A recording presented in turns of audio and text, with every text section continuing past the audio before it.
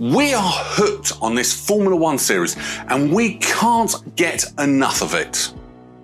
Have you noticed that there are so many new fans watching the current season of Formula One? It's thanks to the series Drive to Survive, which brought an influx of supporters. The sport is at its best as we all get a glimpse of what happens off the track. Fans also get to see the major moments, the controversies, and of course, the drama. These brand new Formula One followers are having the time of their lives with the show. Some even shared their thoughts, saying things on Twitter like, "Nobody told me Drive to Survive will be this addictive," and "I like Drive to Survive, and I'm happy there will be more seasons." But hardcore fans are in a bit of a predicament. They enjoy watching the series, but they do not like the fact that the Drive to Survive sometimes creates drama without any need. Much like veteran drivers who absolutely hate that Netflix is creating larger storylines compared to what's really happening. It's a reality TV show after all. They need something to happen to get more viewers who'll end up being interested in the sport. They're just exaggerating something so small. Those who don't have any clue about the sport can still fall in love with it through the series. The show takes the ambition and the grandeur of marquee sports documentaries and scales them down to a bingeable reality TV size, wrote Carrie Batten of The New Yorker, who admits to not being a fan. But she writes, "Even those with no prior interest in motorsport, which is how I describe myself until recently, will understand immediately why Formula One is a worthy subject." The racing world is rife with idiosyncrasies that seem almost as if they were created to drum up controversy. The series is not an apt depiction of what happens in Formula One. It will, without a doubt, prove to you why Formula One is such an interesting, complex sport. It's been going on for years, and once you watch the show, you might end up questioning why you've never been interested in the sport before and realise that you've missed out. With all of these contrasting opinions and mixed feelings, Netflix is set to release new seasons of Drive to Survive. Seasons 5 and 6 are confirmed and we can't wait for them. Drive to Survive already has 4 seasons, the latest one having the highest ratings as it captures the previous season's run, documenting the development of the Formula One circuit almost in real time. After all, they've created this to evolve the league's digital footprint. Each season has a different story, all of them creating their own narratives on the sport that make the series binge-worthy. With those seasons, Formula One viewership has increased nearly 50% worldwide since the show started. Aside from that, the new additions to the Formula One calendar, especially the US tracks, also adds to the viewership count. We wonder how those episodes will go because the races in Miami itself was already crazy. The dramatic end to last season was also documented in the series.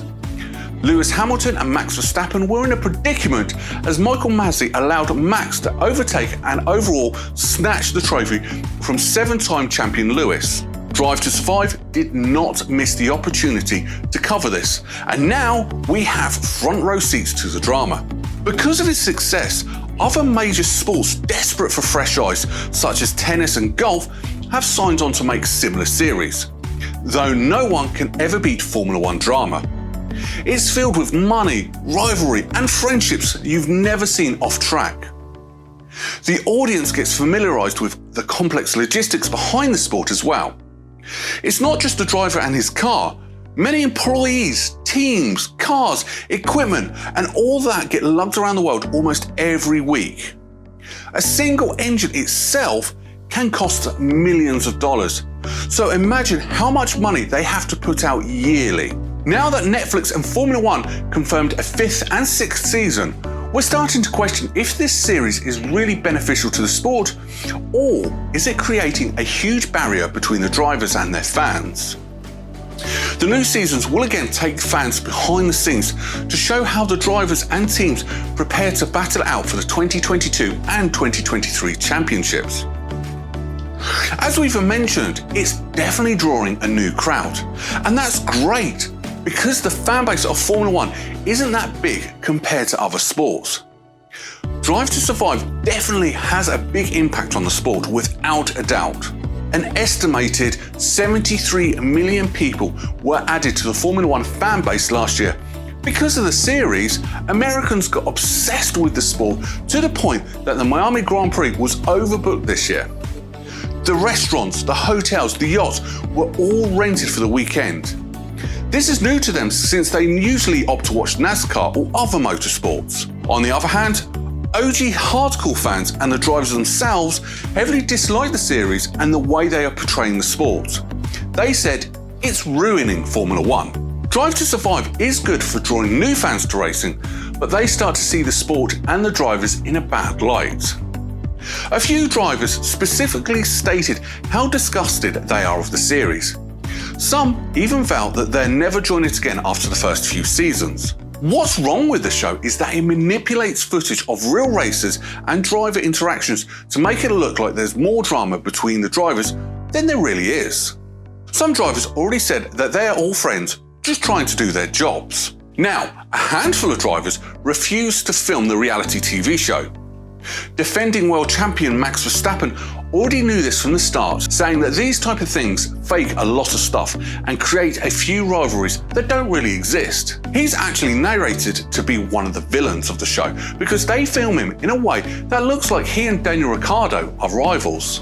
At the same time, Sergio Perez admits that he thinks that the show went too far in drama and exaggeration, building rivalries on screen. Chico reveals that he could not finish watching it because he expected much more from it. The sad part is, Chico filmed a lot of footage for the show during the Mexican Grand Prix since he ended up on the podium. But Netflix didn't even bother to include that in an episode. "I'm definitely not going to do that this year," he said. Other drivers share the same sentiments. Daniel Ricciardo admitted to not wanting to be filmed all the time, even when Netflix made him the star of the show.